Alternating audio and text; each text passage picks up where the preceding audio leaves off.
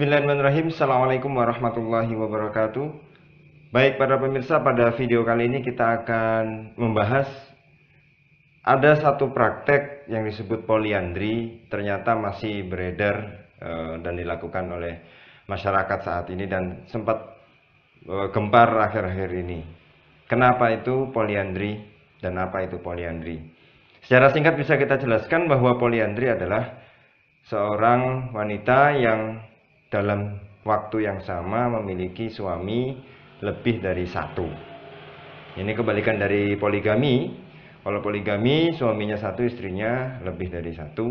Tapi kalau poliandri, ini seorang istri memiliki lebih dari satu suami. Nah, secara jelas bahwa di dalam Islam hukumnya adalah poliandri adalah hukumnya haram. Nah, muncul pertanyaan, kalau memang sebabnya keharaman itu adalah tidak bisa diteliti nasabnya, maka sekarang sudah ada tes DNA loh. Tes DNA itu bisa menemukan dengan jelas bahwa anak ini adalah keturunan dari ini. Tetapi apakah itu tetap haram? Dan kita bisa lihat bagaimana secara lebih detail dan jelas pada video kali ini.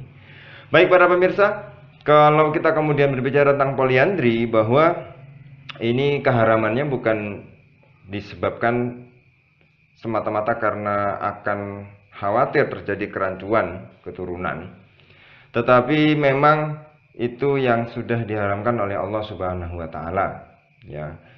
Kenapa? Karena poliandri tetap haram dilakukan bagi seorang wanita yang mandul. Nah, kalau mandul kan berarti tidak apa-apa dia punya suami lebih dari satu, ternyata tetap haram walaupun ya, wanita tersebut adalah mandul, ya kan? Juga sama berlaku buat laki-laki yang mandul, ya. Meski sudah bisa dipastikan tidak bisa mengakibatkan kehamilan pada diri seorang wanita, maka tetap saja dia diharamkan untuk berzina. Nah, di sini berzina artinya poliandri, misalnya suami yang kedua atau yang salah satunya adalah mandul. Nah, ini tidak boleh, ya, karena statusnya adalah wanita tersebut sudah punya suami, ya. Sebab haramnya zina bukan semata-mata mengkhawatirkan lahirnya anak di luar nikah, ya. Sama juga seorang pria yang mandul juga tidak boleh berzina, kan. Loh, kan kalau zina itu katanya haram disebabkan oleh bahwa kalau zina itu tidak jelas nanti siapa keturunannya, tetapi berarti laki-laki mandul boleh zina? Tidak juga, tidak boleh, ya. Maka kita lihat dalam syariat Islam, ya, meskipun itu banyak hal, salah satunya adalah poliandri, ya, juga ditetapkan hukumnya haram.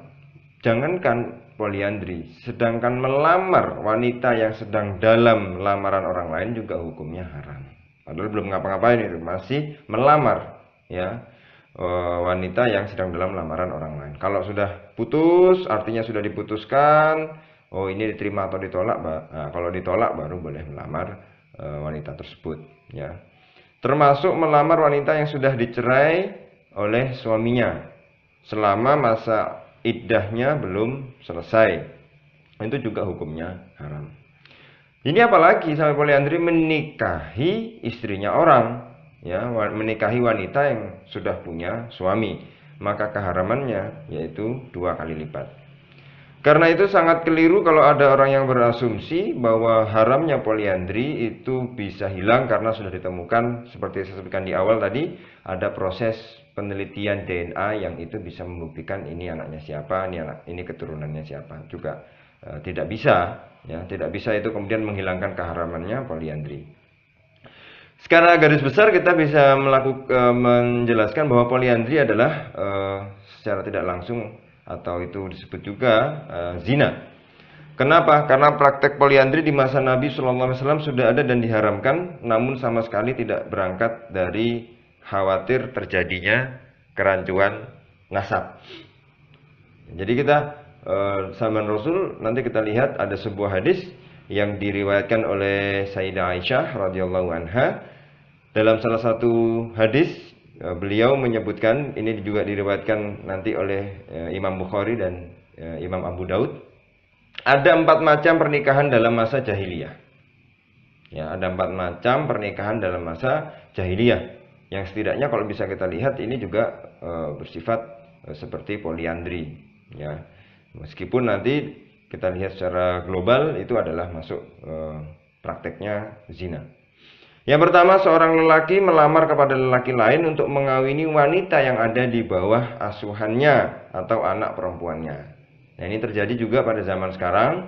Kemudian dilengkapi ketika zaman Rasul, ketika zaman jahiliyah itu sudah ada seperti ini. Kemudian pada Islam turun, setelah Islam turun kemudian dilengkapi lagi syarat-syaratnya lebih detail lagi daripada zaman jahiliyah.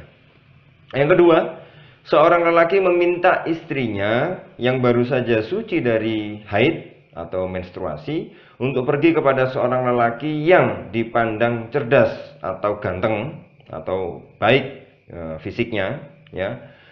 Yang mana istri tersebut diminta untuk berhubungan dengan laki-laki yang diinginkan suaminya itu hingga ada tanda-tanda hamil. Setelah ada tanda-tanda hamil, maka kembali kepada suaminya, ya. Kenapa?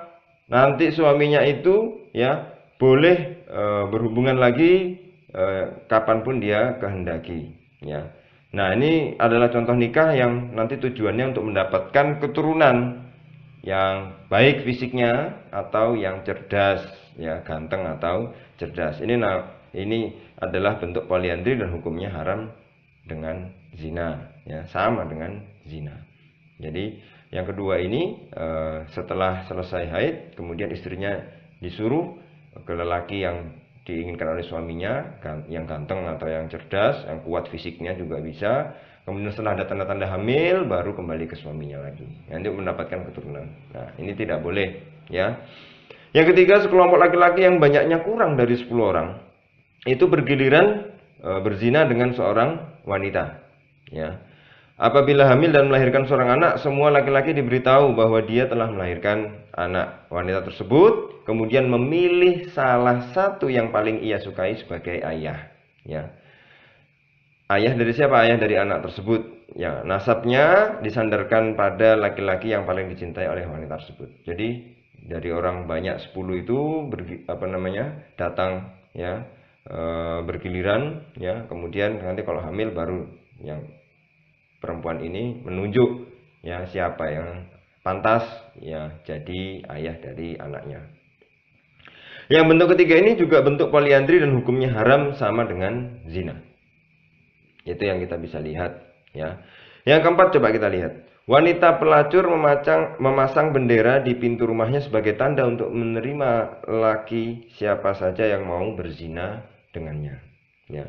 Kalau hamil dan melahirkan, ia panggil semua lelaki yang pernah menggaulinya, yang pernah berhubungan dengannya. Lalu wanita tersebut memanggil juru tebak.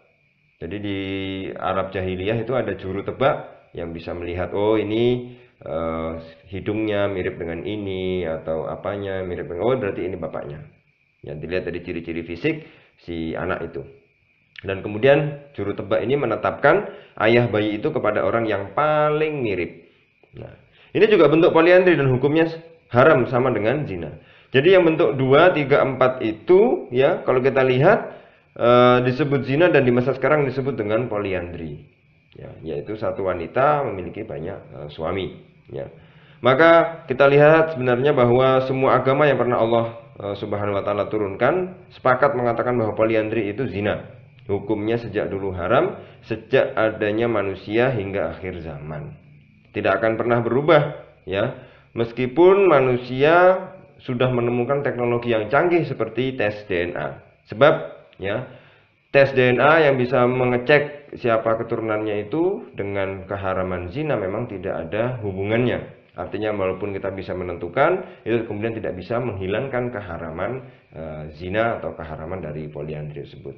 Baik pemirsa, kalau kemudian ada beberapa peristiwa yang terjadi akhir-akhir ini, ya tentu ini membuat gempar kita semua karena ada seorang wanita yang kemudian bersuami 2 dalam waktu yang bersamaan, meskipun tempatnya berbeda. Ini bisa kita lihat bahwa ini tidak dianjurkan dan ini hukumnya haram.